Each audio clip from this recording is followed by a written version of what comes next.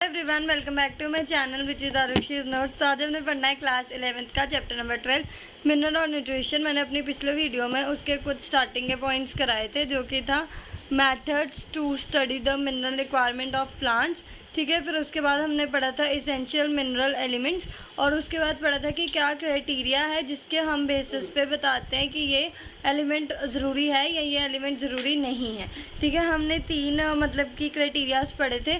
सबसे पहला था कि जो एलिमेंट है वो नेसेसरी होना चाहिए उसकी नॉर्मल ग्रोथ के लिए, मतलब रिप्रोडक्शन के लिए, मतलब कि उसकी एब्सेंस में अगर बाई चांस वो एलिमेंट नहीं है उसके पास, तो प्लांट की ग्रोथ बंद हो जानी चाहिए। ठीक है, एंड जो एलिमेंट है वो स्पेसिफिक होना चाहिए और उसका कोई रिप्लेसेबल नहीं होना चाहिए कि ये नहीं कि अगर वो नहीं है तो दूसरे एलिमेंट से काम चल जाएगा, वैसा नहीं। एंड और वो जो एलिमेंट है डायरेक्टली इन्वॉल्व होना चाहिए मेटाबॉलिज्म में, और उसके बेसिस पे हमने पढ़े थे दो macro and micro nutrient. Macro nutrients वो होते हैं जो ज़्यादा अमाउंट में रहते हैं टिश्यूज़ में। ठीक है, एंड माइक्रो न्यूट्रिएंट्स वो होते हैं जो कम अमाउंट में रहते हैं। इसके बाद मैंने करवाना था आगे, जो मैं अभी करवाती हूँ।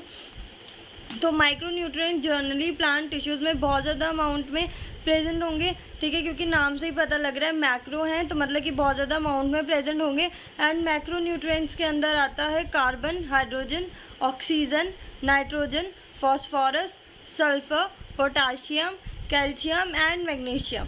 तो क्या क्या आता है? Carbon, hydrogen, nitrogen, oxygen, phosphorus, calcium, potassium and magnesium.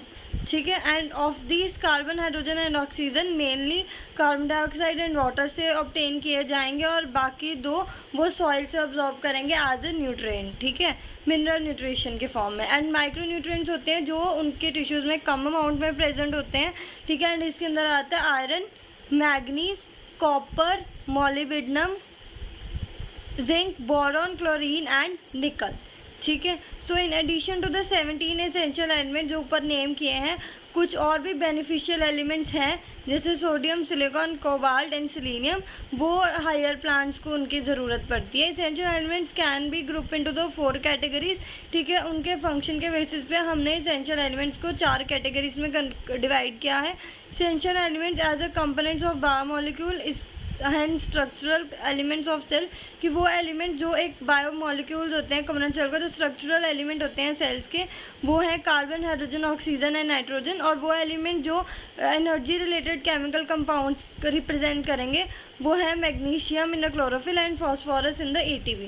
ठीक है, एसेंशियल एलिमेंट जो एक्टिवेट करते हैं या इनहिबिट करते हैं एंजाइम, जैसे मैग्नीशियम एक एक्टिवेटर है दोनों के लिए, राइबोलोज बाइफॉस्फेट कार्बोक्सिलेज ऑक्सीजनेज के लिए एंड फॉस्फोइनोल पैरेट कार्बोक्सिलेज के लिए। तो both of which are critically enzyme जो कार्बन फिक्सेशन में मदद करता है। ठीक है, एंड जिंक एक एक्टिव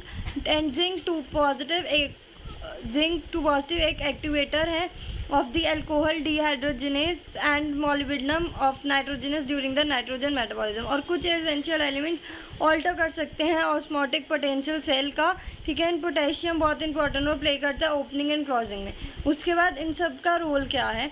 तो अभी तक हमने पढ़ा मैक्रो न्यूट्रिएंट्स क्या होते हैं, माइक्रो न्यूट्रिएंट्स क्या होते हैं। माइक्रो न्यूट्रिएंट्स के अंदर क्या क्या आता है? कार्बन, हाइड्रोजन, ऑक्सीजन, ठीक है, oxygen and nitrogen, sulphur, potassium, calcium and magnesium. Micro nutrient के अंदर आता है iron, manganese, copper, bromine, chlorine, boron and निकल। उसके बाद जो सारे एलिमेंट हमने एसेंशियल एलिमेंट नेम किए उसके बेसिस पे हमने डिवाइड किया है। जो मतलब कि स्ट्रक्चरल फंक्शनल कंपोनेंट है वो है carbon, hydrogen and oxygen, and जो मतलब कि एनर्जी रिलेटेड रिप्रेजेंट करते हैं वो है मैग्नीशियम एंड फॉस्फोरस। और जो एक एक्टिवेटर है या इनहिबिटर है एंजाइम में, ठीक है, या जो ऑस्मोटिक पोटेंशियल मेंटेन करते हैं सेल का, जैसे पोटाशियम हो गया। ठीक है, उसके बाद आता है हमारे पास role, the role of macro and micro nutrients. तो essential element different function perform करते हैं, वो डिफरेंट प्रोसेसेस में पार्टिसिपेट करते हैं, जैसे परमेबिलिटी ऑफ सेल मेम्ब्रेन हो गया, ऑस्मोटिक कंसंट्रेशन हो गया, ठीक है, इलेक्ट्रॉन ट्रांसपोर्ट सिस्टम हो गया, बफरिंग एक्शन हो गया, एंजाइमेटिक एक्टिविटी हो गया, एंड ये मेजर कॉन्स्टिट्यूएंट भी हैं। तो different forms and functions given है। तो सबसे पहले हम मैक्रो न्यूट्रिएंट्स का बताऊँगी मैं, ठीक है, फिर उसके बाद इसी के साथ साथ माइक्रो का भी हो जाएगा। तो सबसे पहले आता है नाइट्रोजन। तो ये एक मिनरल एलिमेंट होता है जो रिक्वायर्ड होता है by the plants in a greatest amount, and ये मेनली ऑब्जॉर्व किस में होता है, NO3 नेगेटिव में, ठीक है, through some also NO2 negative और अमोनिया की फॉर्म में भी लिया जाता है। Nitrogen required by all the plants of a plant, particularly meristematic tissues में चाहिए होगा, और मेटाबॉलिक एक्टिव सेल्स में नाइट्रोजन मेजर कंपोनेंट है protein, nucleic acid, vitamin and hormones का। देन आता है phosphorus. So phosphorus is absorbed by the plant soil में in the form of phosphate ions. Phosphorus एक कॉन्स्टिट्यूएंट है सेल मेम्ब्रेन का, उसके अंदर कुछ प्रोटीन्स भी इसके अंदर आते हैं। फॉस्फोरस के अंदर की जो पार्ट होते हैं जो जिन प्रोटीन्स के अंदर फॉस्फोरस होता है, न्यूक्लिक एसिड्स एंड न्यूक्लियोटाइड्स, ठीक है। देन है potassium. Potassium is absorbed as a potassium ion. तो प्लांट्स में ये रिक्वायर्ड होता है बहुत ज़्यादा अबंडेंट क्वांटिटीज़ में मेरिस्टेमेटिक टिश्यूज़ में, ठीक है, buds, leaves and root tips. And potassium help करता है अनाइन कटाइनिंग बैलेंस भी मेंटेन करने के लिए, ठीक है, and involve in the protein synthesis and opening and closing of stomata. इसके अंदर ना और भी बहुत ज़्यादा पॉइंट्स हैं जो कि NCERT में नहीं है, या आपके कोई भी रेफरेंस बुक है उसमें मिल जाऊंगी। तो इसके जो बाकी थोड़ा बहुत जो एक्स्ट्रा बच गया है, जैसे बाकी NCERT में नहीं बताए गए एसेंशियल एलिमेंट्स के बारे में, तो वो मैं मतलब कि अपनी नेक्स्ट वीडियो में करवा दूँगी, ठीक है।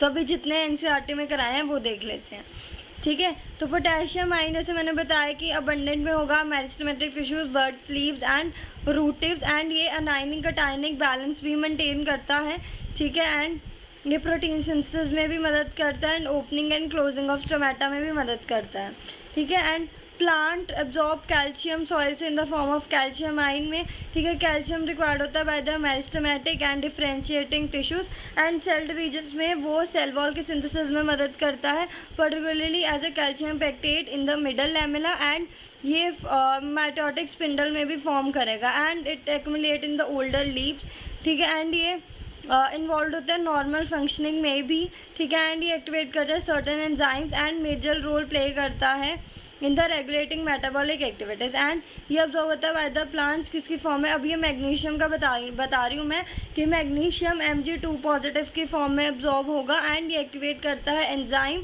ठीक है, फॉर रेस्पिरेशन, फोटोसिंथेसिस, एंड ये इन्वॉल्व होता है in the synthesis of DNA और किस में, RNA में। एंड मैग्नीशियम कॉन्स्टेंट है, magnesium is a constant one of the ring structure of chlorophyll, and ये राइबोसोम स्ट्रक्चर भी मेंटेन करता है, ठीक है। देन है सल्फर। सल्फर किसकी फॉर्म में ऑब्जॉर्व करता है, इन द सल्फेट आइन। सल्फर हमारे पास 2 अमाइनो एसिड्स में प्रेजेंट रहेगा, सिस्टीन एंड मियोथेनिन जो मेन कॉन्स्टिट्यूएंट है। देन प्लांट्स आयरन ऑब्टेन करता है किसकी फॉर्म में, फेरिक आइन की फॉर्म में, एंड ये रिक्वायर्ड होता है बहुत ज़्यादा अमाउंट में। एक इंपॉर्टेंट कॉन्स्टेंट है प्रोटीन्स का जो इन्वॉल्व होते हैं in the transfer of electron, जैसे फेरोडॉक्सिन एंड साइटोक्रोम, ठीक है, and it is reversibly oxidise भी हो जाएगा इलेक्ट्रॉन ट्रांसफर में, ठीक है। Then it is absorbed in the form of magnesium. अब मैग्नीस आइन के बारे में बताया, एंड ये एक्टिवेट करता है बहुत ज़्यादा एंजाइम जो इन्वॉल्व होते हैं फोटोसिंथेसिस में, रेस्पिरेशन में और नाइट्रोजन में। And plant obtain zinc ion, it activate different enzyme जो स्पेशली इन द कार्बोलाइज हो गया और synthesis of oxygen. Then copper के बारे में बताया, क्यूपरिक आइन जो इन्वॉल्व होते हैं रिवर्सिबली ऑक्सीडाइज हो जाएगा। Then boron is required for the uptake and utilisation of the calcium ion membrane functioning, ठीक है। Then pollen germination, cell elongation, ठीक है, and cell differentiation and carbohydrates and translocation plant obtain करता है in the form of. Then molybdate ion है, and ये component है different enzymes का जिसके अंदर आता है नाइट्रोजनेस, नाइट्रेट एंड रिडक्टेज, ठीक है, दोनों जो नाइट्रोजन मेटाबॉलिज्म में पार्ट लेंगे, ठीक है। And it is absorbed in the form of chloride आइन का बताया जो सोडियम और पोटेशियम में करेगा, और ये सॉल्यूट कंसंट्रेशन भी डिटरमाइन करता है, अनाइन कटाइनिक बैलेंस भी, ठीक है। इसके अंदर NCERT के अंदर इतना क्लियरली नहीं बताया गया कि कहाँ से किस सोर्स से हमें एसेंशियल न्यूट्रिएंट्स मिलते हैं, कि अगर नहीं है तो क्या डेफिशिएंसी हो सकती है, ये आपको रेफरेंस बुक में मिल जाएगा। तो मैं अपनी नेक्स्ट वीडियो में इसका मैं मतलब कि प्रॉपर्ली डिटेल में बता दूँगी, ठीक है। अभी हमने सिर्फ उतना ही किया जितना NCERT में गिवन है, ठीक है। उसके बाद इसके अंदर है deficiency symptoms of essential elements, ठीक है।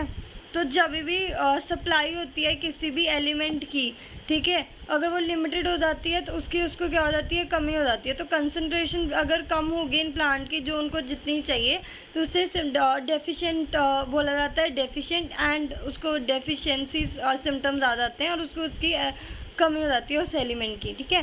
तो हर एक प्लांट के पास बेसिकली क्या है, तो ये जो प्रॉपर, अब क्या है, ये जो प्रॉपर डेफिशिएंसी सिम्टम है एसेंशियल एलिमेंट्स का, और साथ में जो प्रॉपर मतलब कि nutrients, macro and micro nutrients हैं, जो रेफरेंस है वो मैं अपनी नेक्स्ट वीडियो में करवा दूंगी प्रॉपरली अच्छे तरीके से, क्योंकि एनसीईआरटी में भी इतना सही ढंग से गिवन नहीं है। मैं अपनी रेफरेंस आपको अपनी नेक्स्ट वीडियो में कराऊंगी। और आज हमने सिर्फ इतना पढ़ा कि माइक्रो न्यूट्रिएंट्स होते क्या हैं, कौन कौन से कंपोनेंट्स मैक्रो और माइक्रो न्यूट्रिएंट्स के अंदर आते हैं, ठीक है। फिर उसके बाद एसेंशियल माइक्रो न्यूट्रिएंट्स को हमने 4 बेसिस पे कैटेगराइज किया।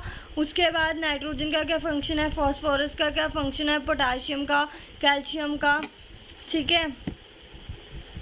देन मतलब कि मैग्नीशियम का, बोरोन का, क्लोरीन का, और इसका एग्जैक्ट डिटेल में मैं अपनी नेक्स्ट वीडियो में कराऊंगी रेफरेंस से, ठीक है। एंड आई होप आपको मेरी वीडियो अच्छी लगी होगी। अगर कुछ भी इन्फॉर्मेशन मिलता है then do please like, share, comment and subscribe to my YouTube channel which is Arushi's notes.